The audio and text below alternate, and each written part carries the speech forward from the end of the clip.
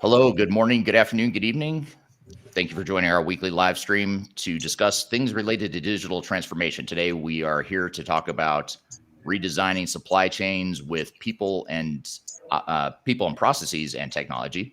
So we're going to talk about supply chain management, but even if you're not interested in supply chain management, you're interested in general change and transformation in general, we'll talk about the people, process, and technology aspects of supply chain management from that context. My name is Eric Kimberling. I'm the CEO of Third Stage Consulting, and we're an independent and tech agnostic consulting firm that helps clients throughout the world with their digital transformation journeys. And joining me today is a world-renowned panel of experts here, and I'm going to have them introduce themselves in just a moment. I like to overhype it and oversell them to make them set the bar really high. But this is actually a panel of some of the speakers that are going to be at our Digital Stratosphere event, which is coming up in late August. And I'll tell you a little bit more about that here in just a moment. But we wanted to use this as an opportunity to get together some of the people that will be speaking at that conference, just to give you a preview of the types of knowledge and personalities you can expect from the conference. And even if you're not planning to attend the conference, we hope this adds a lot of value to your day and to your discussion. A couple logistical things. We encourage you to ask any questions you have. So we're going to be checking the chat along the way. We're streaming to YouTube, LinkedIn, X, Facebook, and TikTok. So wherever you're listening or watching today, thank you for being here. Please drop in the chat any questions you have along the way. And I'd love to hear your comments in the chat here as we're getting started. What city and country you're joining from here today? I'd love to hear where the international community is joining from today. And actually, right before we went live, we also had another point of debate that we thought we could open up. Maybe we open it up here and ask the audience the question you had, Will, which is which era of music is better, post 2000s or the 1980s? Love to hear your thoughts. Love to hear your thoughts in the chat here, even though it has nothing to do with supply chain management. It's a fun way to start the day here for those of you that are just getting started. So thanks for being here today. So love to hear from you today. We're going to talk about supply chain management, the people, process, and technology aspects of it. I'm just going to go around here real quickly and do introductions, starting with you, Emma. All right. Well, good morning, everybody. I fall into the camp of liking music from both sides, but based off of age, I grew up and was born and bred to listen to the 2000s and specifically crappy rap. So I've got a lot of those lyrics in my mind, if anybody was curious. But I focus more on the people side of technology, like Eric mentioned. I come from a background of over a decade of enterprise technology sales.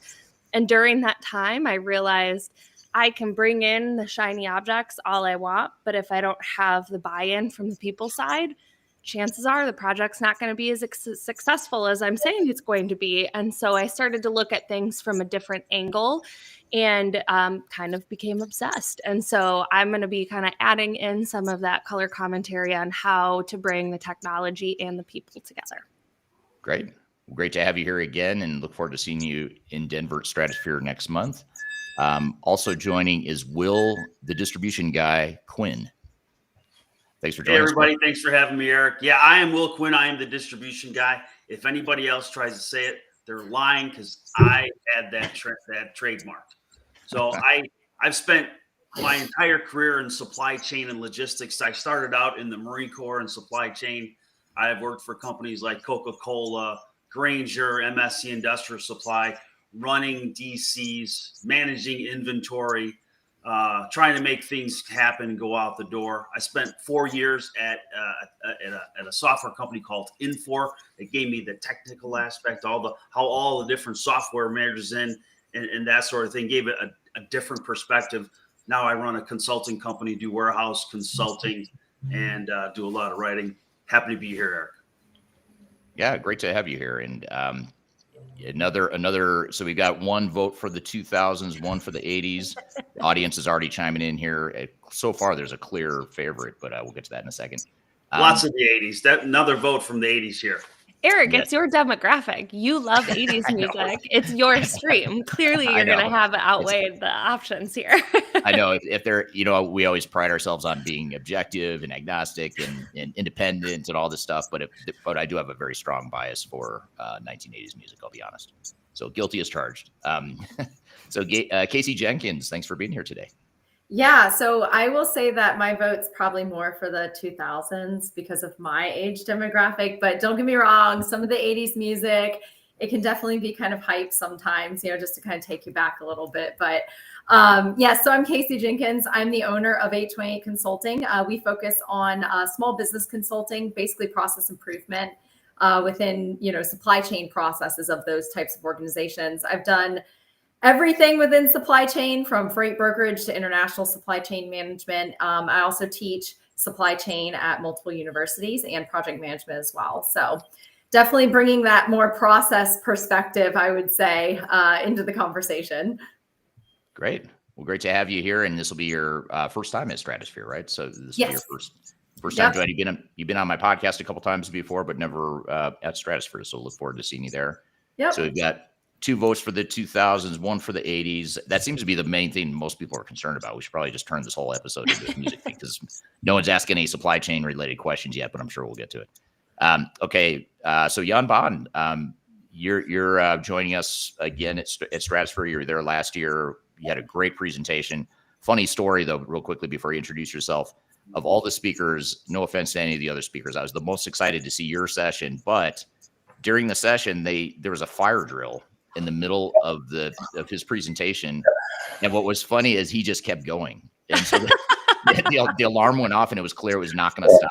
And then he just powered through, and he just kept rolling, and some people couldn't hear, and he be damned, he just was going to keep going. So it was actually a really good presentation. So I'm looking forward to seeing you speak again, hopefully without a fire alarm going off in the middle of your presentation this time. But sometimes, Eric, constraints can be even an opportunity. It's always good to see that. I'm, 47 years of entrepreneurial history in, I should say, real the focus aligning business and IT. And I came out of the mother of all complexity called ERP. In 82, we had already a Unix-based ERP solution who was real differentiating. We were able to win the biggest deal ever in the 70s, in last century, was from the Boeing deal, winning it from SAP and Oracle. And 20 years in ERP, I came to the conclusion, and maybe a little too early, but I found it was obsolete, because it's now part of Infor, but ERP was built without a browser. And it means even we see today, ERP have nothing to do with native internet. It's nothing to do. ERP does not understand supply chain. It's a big castle. It's totally isolated. But we cannot do supply chain without ERP. And therefore, I start again after 20 years in BPM. And we built, say, these transactional systems, bring them together with even case management-driven systems, and focus on business process. But it was too early. That was in the infancy of the internet. Spent the 15 years over there. And again, for the third time, we moved again to what we see moving from we see platform as a service, who's the infancy of the internet. We move now to a real infrastructure as a service. Therefore, you take everything outside from one of the big three. I've chosen Google. We go extremely deep in Google, and we are focusing on agentic-driven microservices. But then adopting that with a real, what we see, decoupling ERP. That means I take all the ERP data immediately in a BigQuery. I decouple ERP, it's too complicated, and the kids from Google do not know ERP. And how to go to the supply chain means that all the data should be linked together. That means you move from transactional data to metadata, but it's not enough. We are now in semantic data. And in the semantic data, we can take every customer, like Google's customer data platform, even together in agentic AI. It's driven by agents, but the agents could be stupid. The agent is a butler, and the butler should report for a human. And we bring the wisdom to the human. And that means if you do good in the supply chain, then you can triple your EBITDA. Even supply chain today is old-fashioned, because what we do in supply chain, we can ship everything in a day, but it's already a half a year in a box. And that's also, we are so obsolete in what we're doing. And therefore, I even focus a little on the people is the core element. And the real element is, how can we take all the data from different technology waves together, unite them, and bring them in an agentic AI-driven environment. Right. Yeah, it's very fascinating because for those that don't know, I know you're very humble, Jan, but you did pioneer largely pioneered the whole category of ERP software back starting in the 70s. And I find it super interesting that you are now one of the ones leading the charge to create an alternative to ERP that may actually end up destroying the category that you helped create. So it's that creative destruction, that innovator's dilemma, Clayton Christensen sort of angle that I know you're a big Clayton Christensen fan as well. But I find that super interesting to see that in real life, how you've evolved and stayed ahead of the curve all these years. So just real quickly, turning to the audience, I appreciate the introductions. I appreciate you all being here today, both the panelists and the audience here today. Want to say hello to the audience here. Darian's joining from LinkedIn, says good morning. Chris joining from the UK. Thank you for being here today. Chris is a 1980s fan. So the joke's on you, Emma and Casey. So far, people are loving the 80s. Mike from LinkedIn says 1980s. Chris says 1980s for sure. Halil says hi from Turkey. Daniel's joining on LinkedIn from LinkedIn, says Melbourne, Australia, 1980s. Now I'm feeling self-conscious though, Emma, because I'm feeling like you're right. It's all just middle-aged dudes like me. I was just going to say, just wait. The joke is going to be on you. I'm going to talk to your team and like sneak some like 2000s music into the like walk-on songs at Stratosphere or something. That's I'll right. like start a coup from within. Like Backstreet Boys or Britney Spears or something like that. Hey, Backstreet Boys are making a comeback at the Sphere right now. So I will never admit this again out loud, but I do like the Backstreet Boys. Some of their songs, anytime I hear one of their songs, I like just can't get it out of my head. It's just so catchy. Drew, late 90s, early 2000s. So Drew's contrarian. I like it on LinkedIn. Darian says 2000s. Of course she does. If you knew how old she was, you'd understand that why she'd say that. Drew on LinkedIn says makes it memorable. I think he's referring to your Stratosphere session, Jan. And then Darian says it was iconic, Jan, regarding to your presentation. And then Elizabeth, finally, someone bailing me out here. Elizabeth on LinkedIn says best era, the 1980s. So thank you for your support there. And if I haven't made it clear already, my vote is for the 1980s as well. In fact, if you could see my wall right here, I have all music stuff related to the 80s. And Drew just pointed out that it's now on the internet forever. So we are going to edit that out. It'll get bleeped out. Don't worry, Drew. That will never be a trace of me admitting to liking the Backstreet Boys anywhere ever again. Okay, then one last thing, Darren. Oh, this is you. I'm starting the coup. Oh, I didn't know this was you, Em. Actually, I thought it was Darian writing this, but you're tagging Darian, said I want it that way ready as Eric goes on stage. It's funny because that's the one song that I like the most of theirs, and it's the one that gets stuck in my head the most. And again, that will get edited out and bleeped. It'll never be on the internet again. Okay, so enough about the 80s, at least for now. Just getting into the supply chain stuff, though. I want to talk a little bit about supply chain transformations in general. And again, this isn't just about supply chain management. I mean, this question actually applies to any sort of change initiative. But I want to start with you on this one, Casey, as it relates to when you look at supply chain management and some of the work you do for your clients, why, or first of all, is it true? And if it is, why is this? Is it true that that the people and process side is more important or even more important than the technology side? What are your thoughts there? Yeah, I mean, it's so funny because I feel like it kind of depends on what side of the coin you're on, right? Like when you're an organization, obviously I think the people and process side is definitely more important. When you're a tech company, obviously your tech's more important, right? But I do think from a supply chain or overall business operations standpoint, technology is just a tool, right? It's supposed to enhance the processes or enhance the ability for, your resources to actually execute their day-to-day tasks. And so I would say that the people and process side should be the starting point before you start to layer in the technology on top. And part of the reason I say that is because a lot of times you realize that what you think is actually the problem within your organization that a technology solution can solve isn't actually the problem when you start diving into what your people are saying or what your processes actually look like. Technology, I would say, is a tool and an enabler and not necessarily like the end all be all solution or finality to, different business operations. Yeah, makes total sense. How about you, Emma? You've carved out quite the niche of being the people first advocate in the marketplace. Why are people? And so I know what your answer is as far as whether or not you think people is more important than technology. But why is that? Tell us why you're so passionate about the people side of change. Well, so like I said in the introduction, while I was selling technology, I had the same solution that was situated at the top of the Magic Quadrant, no matter what customer we were putting it in. I had the same team that was implementing the technology. And the biggest variable was, and again, we were a process consulting company too. So we're going to take process out of that because the team that was implementing it would start with process and then bring the technology in. Sure. With all of those variables the same, we still had varying success of where we actually got the ROI that the customer was looking for, whether or not we solved the problems that they came to us with at the beginning of the conversation.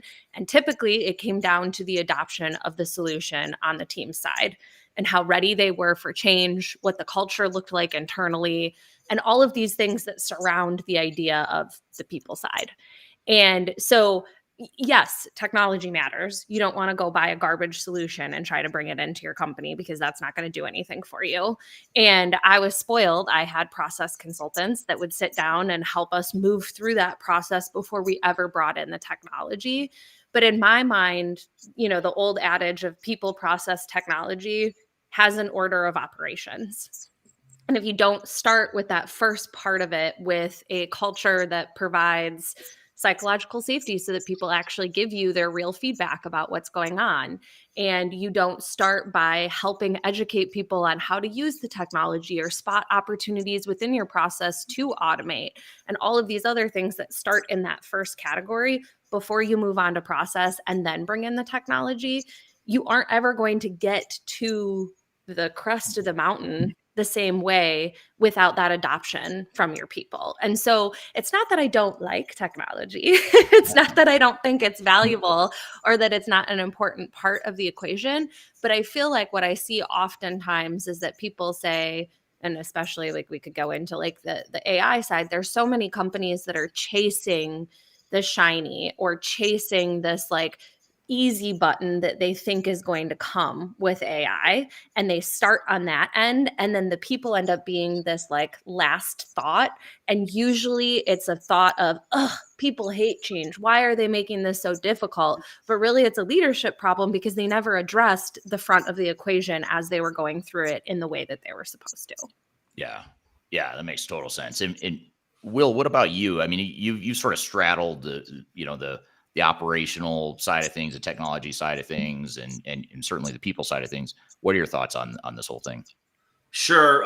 It was always my experience that, typically the problem wasn't technology.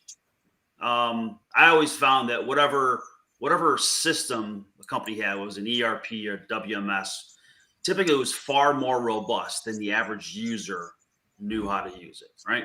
And typically how you get into that situation is you implement a new solution, everybody's excited, people are trained how to use it, you've got super users, people are dialed in, and then over time people get promoted, they move on to other companies, new people come in, and there's not that effort of retraining. There's not money set aside to properly train the new people that have come over. So now Mary's learning from Susie, who learned from John, or learned from Juan, and now all of a sudden we have a terrible system that nobody's knows how to use.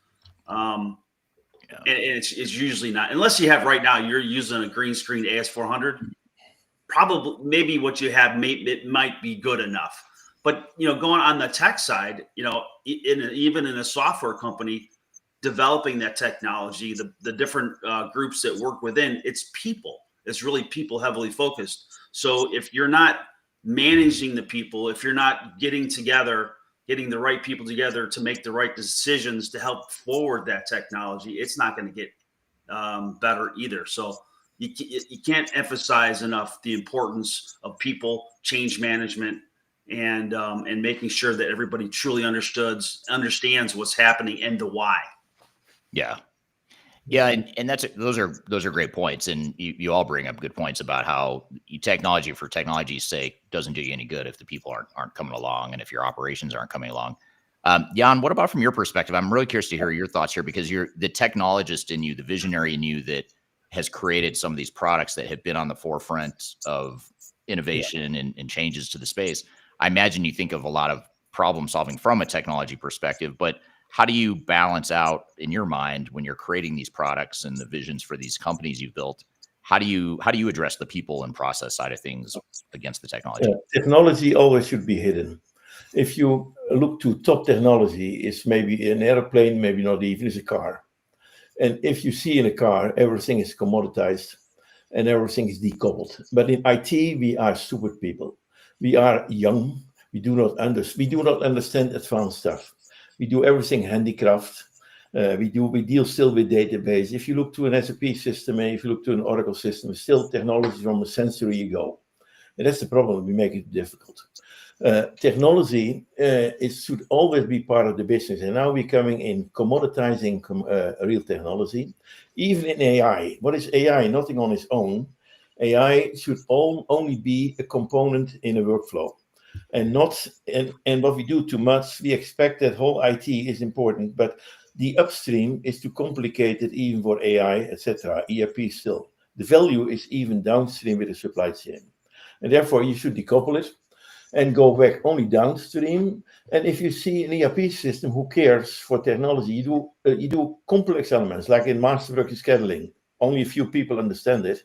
And people are saying ERP, only 10% of ERP understand the complexity of master work scheduling and all the stuff therein. And everyone talk it even ERP. But what is important then, you do it once a week, 2 times a week, and then you need one version of the truth. And then even if it's 3 days old, doesn't matter. But on downstream, you talk in milliseconds, and you have totally other elements.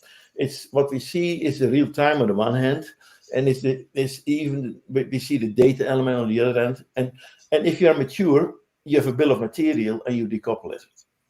And what we always did is hiding technology from the user.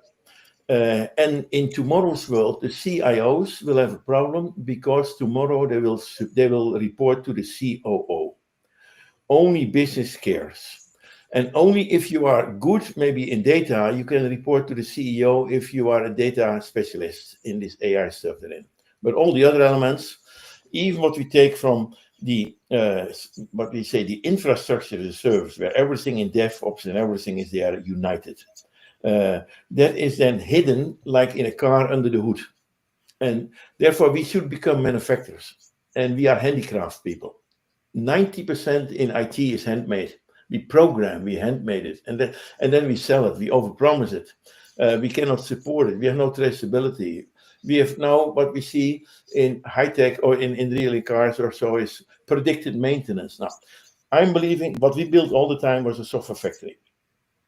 And a software factory is built of material. We built it on an SBOM, a software bill of material.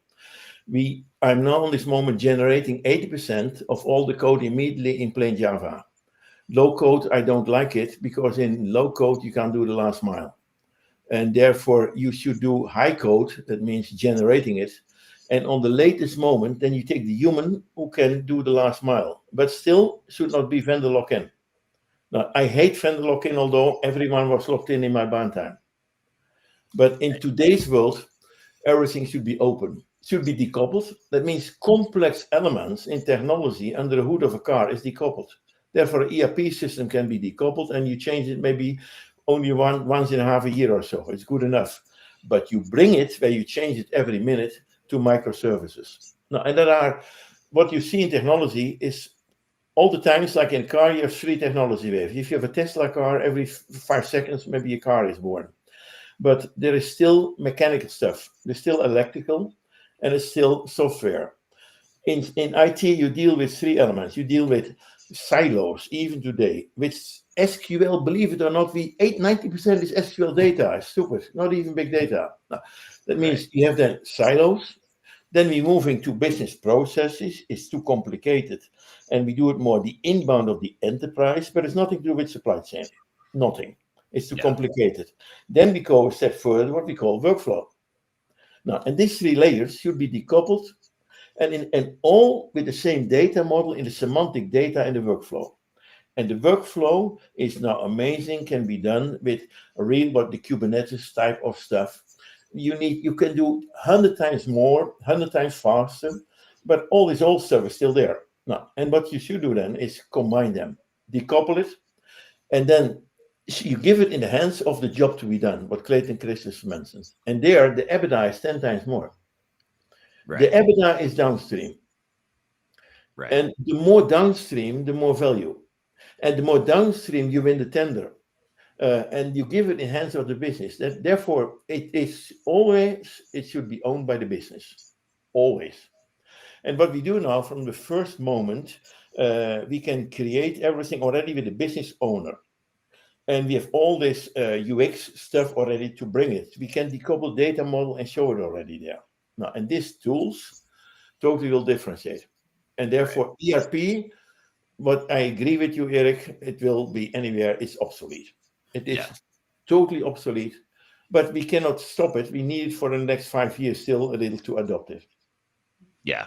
Yeah. And even the ERP vendors that once were relying heavily on lock, they're still trying to get that vendor lock, but I think they're even seeing cracks in the foundation of that model as the world becomes more open, more flexible, more nimble. And if you deal today with 100,000 database tables, now in my band time, it's still 10,000 database, 100,000 database, and all they are there. And all they are in one big data element, we call it an SQL database. Now, it's older than I am in business. That means the most stupid stuff we do. No. And at the other end, we have the most modern stuff, what we see with customer data platforms, with all this AI stuff. And then you have to decouple it. Right. And bring it together. Right. Absolutely. Good points here. And I want to say hello to a couple people here that are commenting on social media. Elizabeth on LinkedIn says, totally agree, people and culture. AI is great once things are established, but AI does not have empathy, which is a really good point. I think it's easy to automate a lot of stuff with AI, but the people side of it, so far, we haven't figured out how to automate that piece. I don't know if we ever will. And then Precious from Ghana is joining us on LinkedIn. Thank you for being here today. Chris has a good point on LinkedIn. Chris says updated process guides are important, which users can use with no loss of knowledge. And I think that's a good point as far as getting that tribal knowledge documented and creating sort of a central repository of how your operations work. That's important. Yeah, but in my opinion, process is not enough. Process was the old world. And in ERP, it's never process, it's a silo. And in process, you bring transactional data together with case management data, but you do it more in the inbound part of the enterprise. And now we go to the outbound, to the supply chain, and then you collaborate. And in this world of collaboration, you need semantic data, you need workflow. And therefore, you should combine these silos, these processes, but downstream, you go real to the most modern stuff, and everything is mobility and all the other elements there. Right. Good point. So one other thing I want to make sure the audience is aware of too, I've mentioned that these are some of the speakers that are going to be at our Stratosphere conference coming up in late August. I'm going to put up a QR code right above, right at the top left side of your screen here. You can also go to stratosphere2025.com to see the speaker lineup and just to learn more about the event. But it's going to be August 27th through the 29th. It's a hybrid event, so you can join in person in Denver, Colorado, or you can join virtually online. Great lineup of speakers and sponsors, and it's a lot of fun. So hopefully you guys can make it. I'll leave that QR code up here for a few minutes, and you can use the discount code EarlyBird, and you'll get 20% off your registration. So stratosphere2025.com. The code is EarlyBird for 20% off, and I'll leave that up here. So Will, I want to ask you a question, a follow-up here as it relates to some of the pitfalls and risks that you see in supply chain transformations, whether it's an automation project or a warehouse redesign, whatever the change might be. What are some of the biggest pitfalls that you've seen organizations fall into when they're going through those sorts of changes? Sure. I think it's not having a clear strategy, clear digital strategy that matches the business strategy, right? I think artificial intelligence and machine learning is super important. I think everybody should start something. But, going and buying something because, this is a great salesperson, or it shouldn't be a point of disruption. Like, I'm going to the grocery store, I'm going to get some diapers. While I'm here, let me grab a case of beer. you go to a conference and like, oh, I'm walking around like, oh, all these great vendors. Oh, let me have one of those. It's so I think starting is important, but being thoughtful about it, taking a step back and saying, okay, what's the one KPI that we've really been struggling with? Is there a solution for that?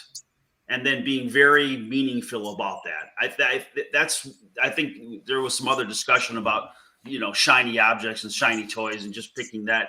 But again, not having a clear strategy that matches is this solution going to impact my bottom line? Is it going to make my operation better? Is it going to make my people better at doing their jobs? Am I going to increase my throughput and be better able to serve my customers? So that's where I see a big downfall is just in the start.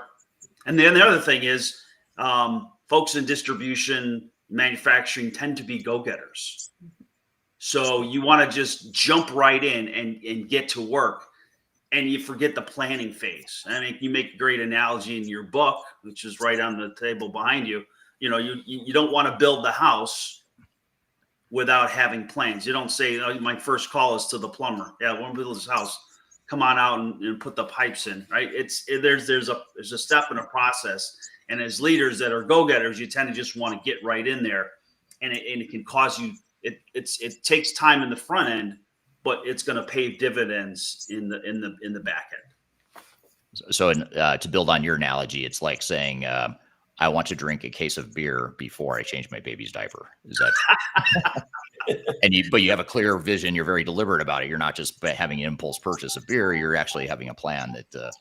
That is a good point, though. Kidding aside, that having that strategy and that clarity of what it is you want and what you're trying to accomplish, I think is super important, especially as you have people like Jan and other technologists that are out there building such advanced, great tools. None of that matters if it doesn't fit your strategy. So I think that's super important. What are your thoughts, Emma? Some of the biggest obstacles and pitfalls that organizations face when they go through supply chain or any other sort of change? I think kind of double tapping on that idea of the vision, more often than not. And so Eric, you and I met through TikTok, so you know that I create a lot of content there. And I love the feedback that I get from TikTok, probably more, LinkedIn, than what I get on LinkedIn, because people are not attached to their company when they're sharing their viewpoints, and they will share what's actually happening and tell you kind of their feelings. And the idea of a vision seems to be the biggest missing component in most companies tied to like any sort of transformation effort, that we are grasping for straws to try and keep up. Companies are terrified that they're going to be left behind, and that like FOMO that they get from not being able to keep up in their mind is what makes them make really quick, short-sighted decisions and create a mess of like spaghetti for themselves to try and like weed their way out of when they start to realize that they've created a problem. And the amount of times that I hear from people that they are burnt out from change fatigue because their company is constantly switching processes, constantly implementing new technology, shifting direction as an organization as a whole on a regular basis to chase whatever kind of thing they think they need to go after because they're afraid. Those are the things that are stressing out teams. Those are the things that are creating trust gaps with leadership. And those are the things that are creating a bunch of systems that aren't talking, that are creating data silos. Like all of these problems that we've been talking about the entire time that I've been in the technology space seem to only be compounding the more that leaders make short-sighted decisions to go and do something out of fear, as opposed to having like a strong vision of like, this is where we're taking the company. This is why we're taking the company in that direction. This is what we need from you as our employees. And this is what we need to do as a team to redesign our processes and bring in the right technology to enable those things. And when you don't start at that point, all of these other things that we will have talked about and other things that we could bring up in terms of the common challenges that we see, it all comes back to those foundational ideas that for some reason we just decide not to listen to. And I think a lot of it comes down to that fear of missing out. Yeah. Yeah. And Eric, we saw it with cloud, and we definitely see it with AI. Will's ready. He's got something. Yeah, we go ahead. Will. Hey, before you move on, speaking of TikTok, what's a really interesting trend we're seeing on TikTok now is folks in their 20s discovering 80s music and just being blown away. I know. I love how you brought back. You're bringing it full circle, Will, back to the 80s. I like it. If we talk over this technology, is it fair what we see today? Technology is so overvalued. We have only magnificent seven companies with $17,000 billion of market cap. And in reality, they do nothing for business. They're only making tools. And these poor manufacturing companies, they're only making 1 times revenue market cap. Now, in tomorrow's world, I hope that instead of 7 companies who deal with 17,000 billions of market cap, that we have 17,000 unicorns in manufacturing. The money, and what is now the most dangerous part we do, all those vendors are locked in. They locked us in. And they're saying, come to me with AI. That's the most dangerous stuff you can do. If you go to Salesforce or to Oracle with AI, they even lock you in their old stuff.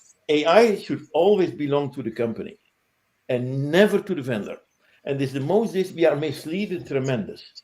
And why is it that they're spending, because these 7 have 17,000 billions, why should they not spend many billions for AI to do it in their locked-in version? We are totally misleaded. And some people are saying the mafia is less corrupt than some other ones. They cannot make 90% gross margins, what this IT company sometimes can do. And therefore, be aware that AI always should belong in the downstream latest point for the job to be done. And always decouple this one. And always take care that it's not locked in. If AI is built in a locked-in version, you go deeper and deeper. Now, and we see today, if you go from ECC to HANA, etc., you go even deeper in. And change nothing in the old. Take it only vanilla. Take all your customization immediately in microservices. It's simple and there is value in the customization is bespoke. It's your own EBITDA elements, and it is simple. Otherwise, it was already in vanilla. Then you are decoupled. It's quite simple. And then ERP can say another 5 years, you change it not or a little, and you totally optimize there everything AI driven. And it AI driven is then real the value, and maybe you change immediately not only your cost, the cost is peanuts. Peter Drucker was prophetizing already that every knowledge worker, what he prophesized in last century, could be double in productivity. That means half of the people, the labor is 60% or 70% of an enterprise. And if it is half, then maybe from 90%, say you have a company with 10% EBITDA, $100 million revenue, $90 million cost. Half of the cost, people related, could go to the EBITDA. In tomorrow's world, you will see a tremendous change in increasing EBITDA from technology if we do it right. Because we are not only reducing costs, we increasing revenue, but we have a multiple also from market cap. No one is forgetting that. And this market cap, we give it to the NVIDIAs, we give it to Apple, we give it to Oracle in this part, then it should be stupid. And it is our knowledge. And our knowledge is always, again, stolen, etc. Right. No, that's really well said. And, one thing we were touching on as well is the leadership side of thing. I think a couple of you mentioned Emma, and one other person I think mentioned leadership in sort of in passing, but I want to come back to that and dig in a little bit. And I'll start with you, Casey, on this point. But when you're consulting the clients in supply chain management, how do leaders typically respond and get involved in these sorts of change initiatives versus how you would expect them to be or how they should be getting involved? What do you see there? Yeah, it's funny because oftentimes I'm called in for what leadership sees as a problem. That's not actually the problem within the organization. They most of the time it boils back to it being a leadership issue. They're the ones not willing to change. They're the ones not willing to actually spot what the actual issues within the organization are. And much to some of the other points that have been made, everyone wants a quick fix, right? So leadership is always pushing, like, how fast can we get this done? What's the cheapest cost we can get this done? What's the silver bullet? And I think companies and their leadership teams need to really take that time, as someone else had pointed out, on the front end of identifying what is the root cause that we're trying to solve here. What are the actual problems within our supply chain? Realize what are the solutions that actually match those problems, and how can we build a roadmap to take those steps from A to Z without skipping all of the letters and just going from A to Z. I mean, I always use the joke about how I'll have people asking me, they want to go from Excel spreadsheets to robots like overnight, and it's like, yeah, that's not going to work. You can't really get there. So I think from a leadership perspective, it's really diving into what is actually going on within your organization, looking at your leadership styles as well, and saying, hey, are we promoting, back to the people side of it, right? Are we promoting a culture that looks for these gaps, looks for these problems, and has our teams and resources bringing them to light so we can actually make meaningful change? But it's really, I often get to where I'm like, now this is a leadership issue. It's not a process issue. It's a leadership issue. So Yeah. Well, and of course, when you've got a client, being a fellow consultant as well, you've got to be careful not to call the baby ugly too much. You've got to tread lightly, especially when you're building a new relationship. But it is oftentimes, I agree with you, it oftentimes is a leadership issue. And Emma, I know you've been super outspoken about this on TikTok and LinkedIn and elsewhere, but what are your thoughts? I'm sure you have some strong opinions here. Yeah. I mean, the experience that I had going into organizations is very similar. When you sit down and it's like the refusal to look in the mirror and recognize that you're the problem. And I don't want to always point that, like, this is not me saying that there aren't people within organizations that are difficult to move and difficult to change, or that there won't be technology issues that come up as you're trying to implement a solution that cause headache and issue. But time and time again, the feedback that I get is that, we can't figure out why we're doing certain things, or, the idea that leadership comes out and thinks that it's this huge flex to tell their shareholders that they're going AI first. That tells every single one of your customers and every single one of your employees that you're putting technology over the top of them. And then, like, you look at some of these statements even further into the way that they're managing it and talking about specifically eliminating staff, specifically reducing contractors, starting to have it be a part of the way that people are evaluated.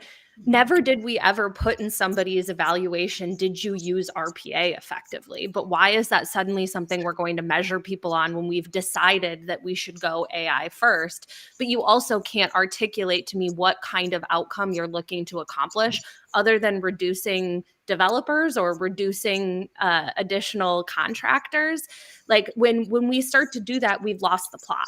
The plot of technology is supposed to be to help us solve bigger problems, focus human attention and human energy on the things that we enjoy doing, the things that challenge us, the things that use the skills that we can't automate, like critical thinking and creativity and the human to human relationships, like the empathy that was mentioned in the chat earlier. And we've been chasing that carrot of being able to get us to the human work for a very long time. And what we've done with this approach is create more complexity, create higher work demands for the people that are in the center of trying to go out and interact with these 15 different platforms that they need to make a decision. And we're just creating that problem now on hyperspeed if you start bringing in AI to keep going against your bad processes and not looking at how you're looking to solve that problem. And so I just, like, want people to stop and take a deep breath and, like, think about what you're trying to accomplish as a company. When Yum Brands, who owns Taco Bell and Pizza Hut, came out and said that they want to be AI first. Guess what? I don't want a taco that's AI. I want a taco that tastes good. I want a pizza that tastes good. I don't want you to be AI first. Use the tool. That's great. Use it to make your people more efficient or automate certain processes or avoid injury for humans. All of that stuff is great. But I want you to be focused on like what your mission as an organization should be. And so like that piece of like chasing the technology and chasing that at all costs rather than thinking about the why behind things is just like, it feels so simple. It feels so simple to say to a leader to like stop and think for a second and tell me what you want your company to be. But when you ask that question, it's like, we want to be the Amazon of our industry. Well, what the hell does that mean? Like, stop and tell me what you want to do as a company and then enable it with technology and the people that are alongside you, because otherwise you're just not going to get there. What's interesting is it is the way you're describing it, the way it should be, the way you guys have both just described this is that's the easier way. I mean, that's the irony of it all is it's like, that's actually easier to do. It should be easier to do than saying, well, we want to be AI first. In the case of Yum Brands should be saying we want to be customer centric, customer focused. What can we do to make it a better experience for our customers? And then sure, it's probably going to involve AI to some degree, but at least then you've got that clarity. But if you just say AI first, people get lost. Like, well, what is, to your point, what the hell does that mean? AI can do a million different things. I don't need it to do a million different things. I need it to do these 10 things to provide a better customer experience or whatever. Well, and then you look at the companies that are like in that, specifically the announcement that they said from Yum Brands, like, we're coming out, we're AI first. They were like, great, give us an example of what that means. They're like, instead of having employees read a manual to figure out what temperature they should set the oven at, we're going to create a generative AI solution that they can ask what temperature they should set the oven to. It's like that. There's probably some other use cases that you could use it with, but like now you're just desperate to find a spot to put AI where it doesn't make sense. Yeah. And I was going to say, I think. What is AI? Oh, go ahead. If you look, what is AI? We're misleading, and it's all nonsense. Because what are we really doing on this moment? Zero, and we're talking tremendous. AI could be great, like if I have a horse or I have a big car, or if I can fly in. Can change, but only when it is a component in my job to be done. Yep. And AI should never be executed without a human. And what is AI doing? It's my butler. Now, if I have smart butlers, I can do it. We see now on the front end in customer intimacy elements and what you do with included AI, then the knowledge worker is doing 5 times better. But it is still propelling to the knowledge worker. The good ones are doing better and the bad ones have nonsense. And there's only a few good ones who understand it. And most, if you see, on this moment, there's zero ROI, it's very low ROI on AI on this moment because we are in infancy. But don't underestimate it. That's the opposite. That means the young kids who can learn it a little, but should always be part of the business. And it should be part of your workflow. And then the AI is then even hidden, like a lot of stuff is hidden here for me. There's a lot in. I can say, okay, I don't need this stuff. I can do it without. That's nonsense. That will not work. But on the other hand, if I can use it, I can do my job 3 times better. And there is tremendous win, especially downstream, suppose in the procure to pay, in all those elements where we have simple workflow elements. We can win a lot, all those stuff in combination with invoicing, this procuring elements.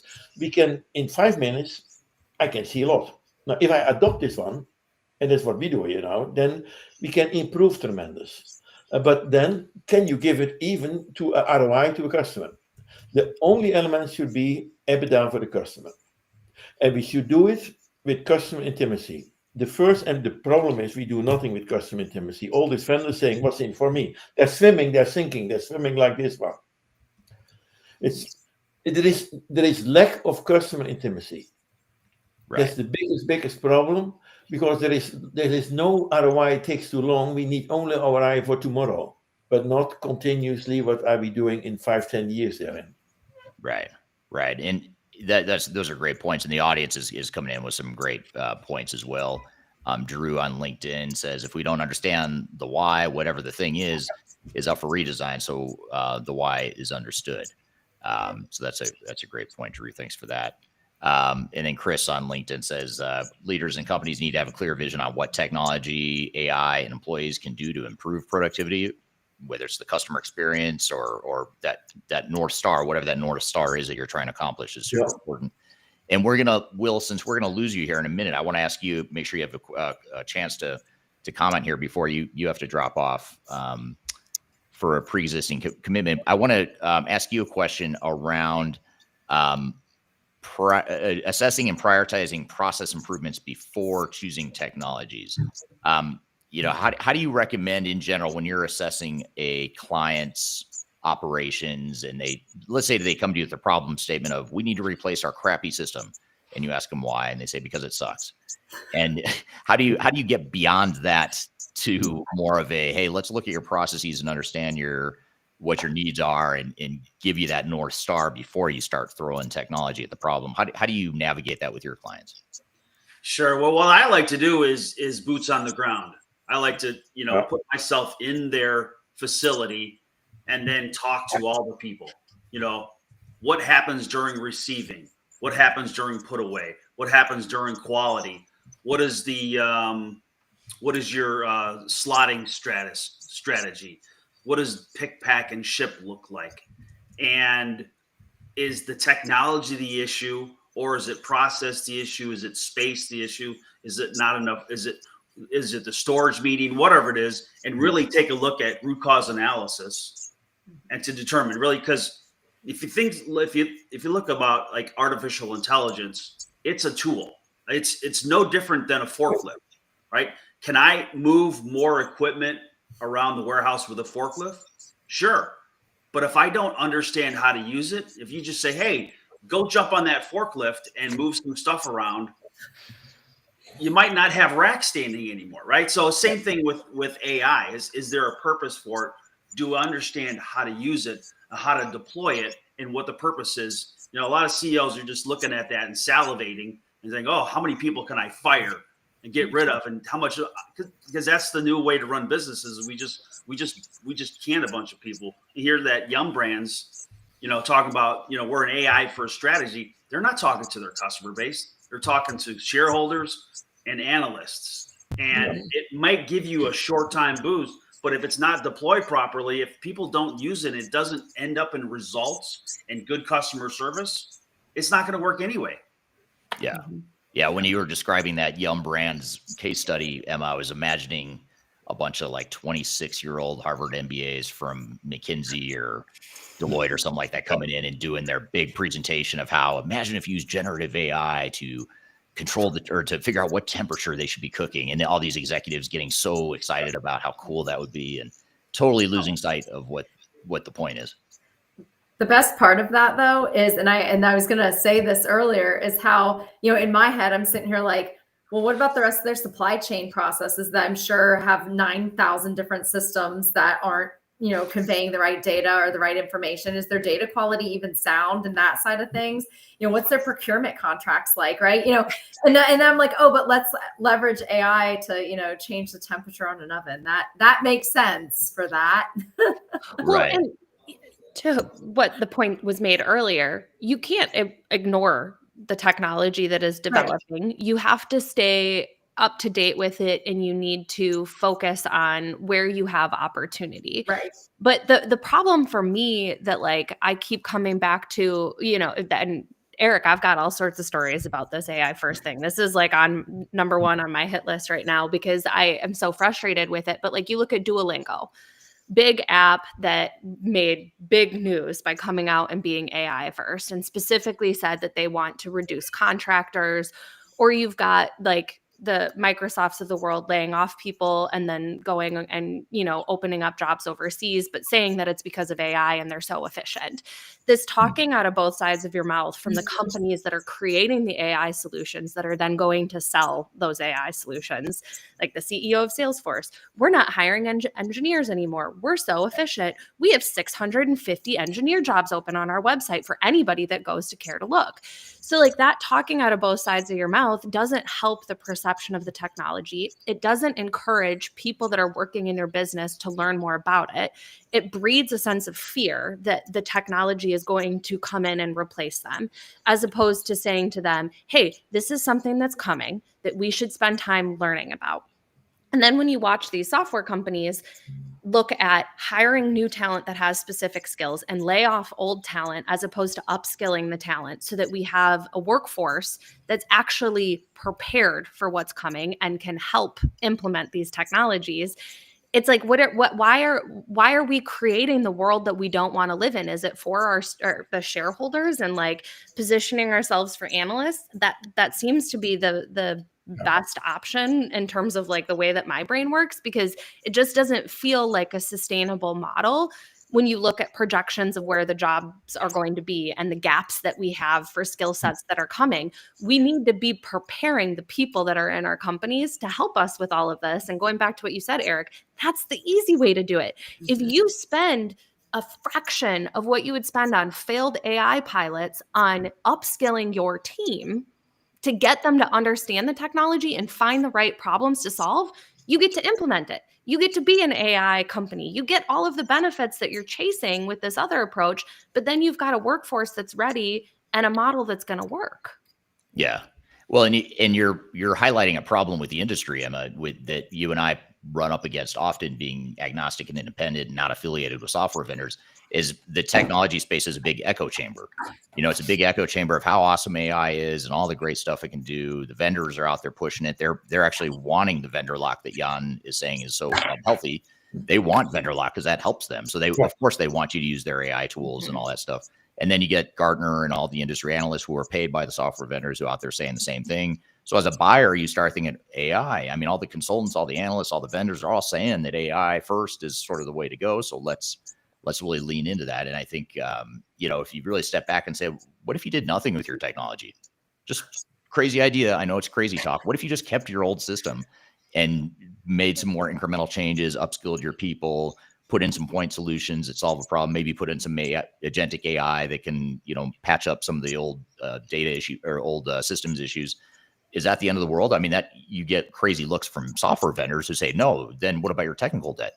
Or, you're going to fall behind if you don't do this now. And so it creates this panic and fear. And anyway, so I think we just have to look past the hype in the echo chamber to really look. Yeah, but don't underestimate the value, but there's a big way to go. But if you have end-to-end all your data, and if I see in 5 minutes already what Eli Goldratt mentioned, the constraints and the business, but it's a combination, is a business element using skills.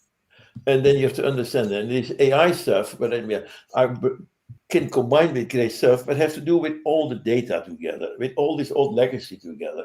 We need these old people who understand ERP. Otherwise, you can forget and you do AI without the whole ERP data. It's 90% of the data in the beginning. It starts with ERP. You have all this data. And when this data is isolated and these young kids are doing some things on the, say, front end, it should be united. But I should say, don't underestimate the change what it will bring. That means the next couple of years, and it does not mean that you have to lay off people. Maybe you have to increase and invest in people and in combinations of people, because you need the whole team. You cannot do it to pick up only a few elements and focus on this one, in my opinion. You have to do it for all your processes. Eric, I do need to run. Thanks so much for having me on. I appreciate it. Nice to meet you. Great. Nice to see you. We'll see you in Denver next month. And you can find me on LinkedIn or at thedistributionguy.com. Talk to you later. All right. Thanks, Will. Bye. All right. Yeah, thank you, Will. That was great. And I want to get to a couple questions here. This is a funny one from Tom on LinkedIn. Tom says, importantly, I don't believe I caught Jan's take on the best decade in music. And he is correct. I forgot to ask you that, Jan. What is your favorite? No problem. I'm old. I'm going back to 80, but I go to the 18th century. And the best music for me is Bach. Oh, okay. It's so amazing. If you see a Messiah or anywhere, it is the most amazing stuff. hundreds of years old, and still people cannot understand the brilliant elements in those classical musics. That means my love is a beautiful concert and seeing that. But then later on, I go into the 80s. No, that's very cool. So you're going way back, but old school. But what you're saying is you're old school like me.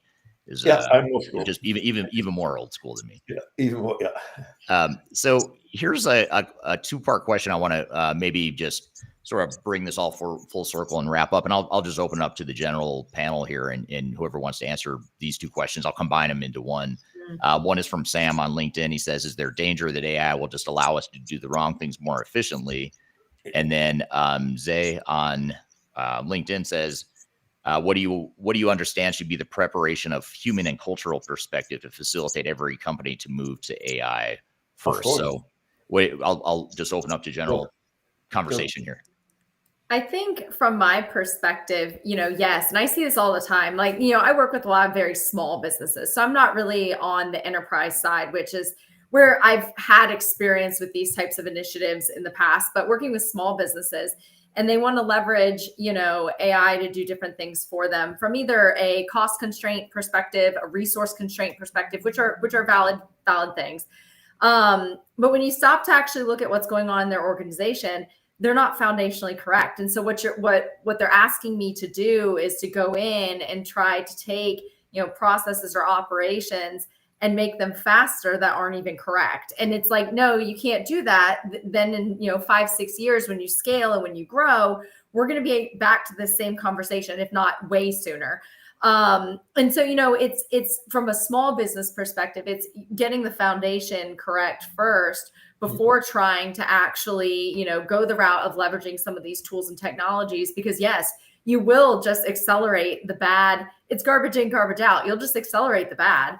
And I would say from the perspective of going AI first within organizations, I think that kind of starts with a leadership perspective, and how leaders are actually communicating and talking about, these new tools and technologies. To an education standpoint, I see this in academia quite a bit. Making sure that we're giving the actual tools, again, the people side, to the workforce so they are enabled to actually go out, whether it's at this company, the next company they go to, or the workforce in general. But I think also it's enabling to actually spot the bad. I think a lot of companies want to cover that up. And then they don't give their employees the opportunity to find the gaps and find the problems and bring them to the table and discuss them. They just want to kind of cover it up and say, no, we've got the fancy shiny, we're doing great. And I think we need to kind of level set with that and go, no, we all have gaps and inefficiencies in our organizations. They're all throughout, no matter what technology you're using. So I would say that's kind of, and again, I focus more on small businesses, so it's a little more complex with enterprise, but from definitely a small business perspective, it's get the foundation right, educate your folks, make sure that you are starting off with a culture that's open to these things. So then as you grow and scale, you're prepared to actually be a little more agile and adaptive to the new way and new and innovative way of doing things, I would say. But you have the future.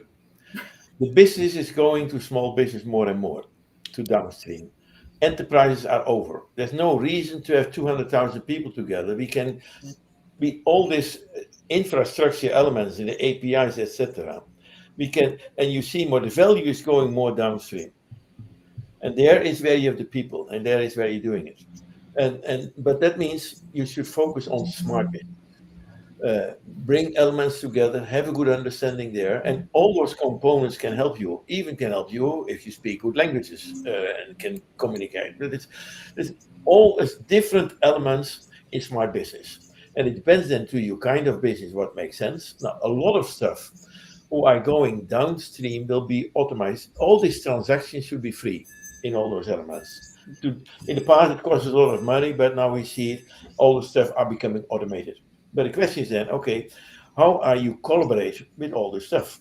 And how are you dealing then and selling, etc., and do with this one? And then the technology, doesn't matter what I was in, all those technology still can help us a lot. But the perfect is the enemy of the good. Because everything always should be the end element is always a handicraft way of doing. And to the last optimization, lucky-wise, always seems a human who optimizes it. But when I'm better informed, I can win the deal. Therefore, we should not ignore the opportunity with this new technology, but it's not a be all and end all of it. It's only a component of the whole package. Right. So Emma, what are your closing thoughts on that whole thread of how to navigate this whole thread? I think it goes back to something Casey just said about the idea of like giving your team the opportunity to bring forward where they see challenges. And whether it is to focus on what the board is telling them to do or their shareholders are doing, there seems to be a little bit of arrogance, I'm sorry, to a lot of the people that are sitting in the leadership seats thinking that they know best.